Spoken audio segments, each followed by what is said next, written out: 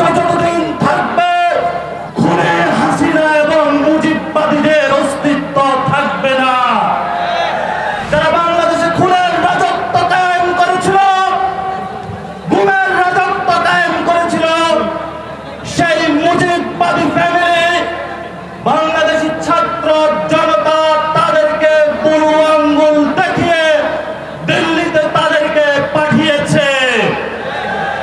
আগামীতে বাংলাদেশের 18 কোটি মানুষ যতদিন বেঁচে থাকবে আওয়ামী লীগ নামদারি মুজিববাদী নামদারি কোন শর্তে বাংলাদেশে বিরাজ করতে হবে না এবং দিবে না।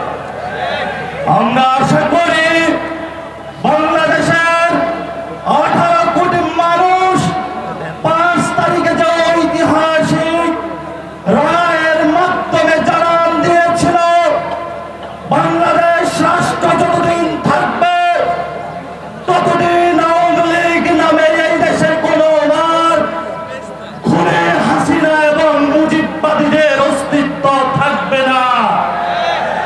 এই বিষয়ে ফয়সালা হয়েছে।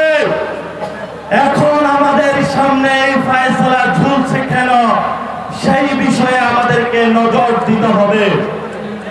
প্রথমত 72 সালে একটি সংবিধান তৈরি করা হয়েছিল, যেই সংবিধানে মুজিববাদী সংবিধানের মধ্য দিয়ে ভারতীয় এক্সটেনশন বাংলাদেশে বিরাজমান করা হয়েছিল।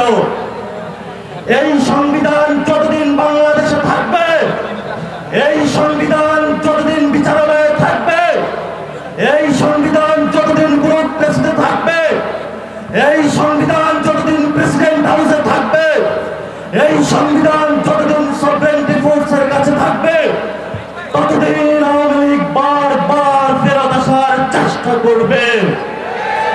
আমাদেরকে গণপরিষদের মাধ্যমে যদি আমরা একটি নতুন সংবিধান না বানাতে পারি, আজকের এই সমাবেশের মধ্যে বলতে চাই, ততদিন আপনার জীবন, বাংলাদেশের 18 কোটি মানুষের জীবন হুমকির মুখে থাকবে।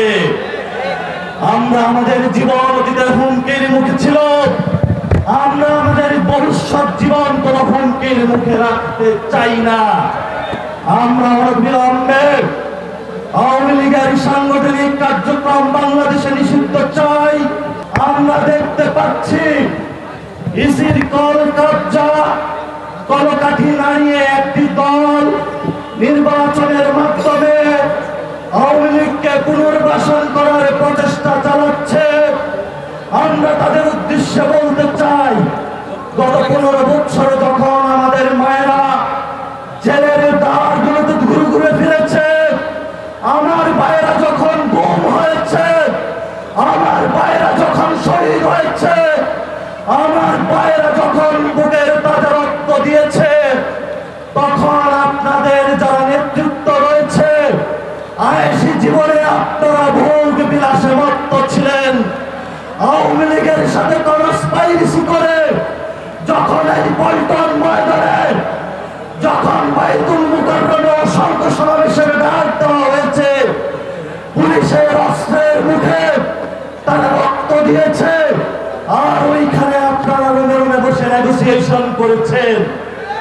আমরা আপনাদের ড্রামাগুলা দেখেছি গত 15 বছরে। আপনাদের নেতৃত্ব ব্যর্থ হয়েছে। আপনাদের নেতৃত্বের ব্যর্থ হওয়ার কারণে ফিনিক্স পাখির মতো ক্যাম্পাস থেকে এই ছাত্র জনতাগুলো বেরিয়ে এসে বাংলাদেশের 18 কোটি মানুষকে মুক্তি দিয়েছে। ভবিষ্যৎ বাংলাদেশে যদি নেতৃত্বের প্রশ্ন আসে, তাহলে এই ছাত্ররাই নেতৃত্ব দিবে, এই ছাত্ররা সচিবালয়ে নেতৃত্ব দিবে, এই ছাত্ররা আর্মিতে নেতৃত্ব দিবে, এই ছাত্ররা বিশ্ববিদ্যালয়ে নেতৃত্ব দিবে, আর এই ছাত্ররা পার্লামেন্টে নেতৃত্ব দিবে।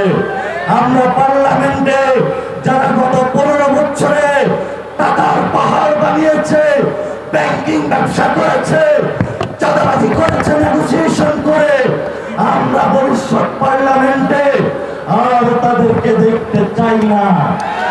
আমরা তারা বুকের তাজা রক্ত জড়িয়েছি, 15 লাখ নেতা কর্মী যারা চালিয়েছে, তারা ভবিষ্যৎ পার্লামেন্টে যাবে।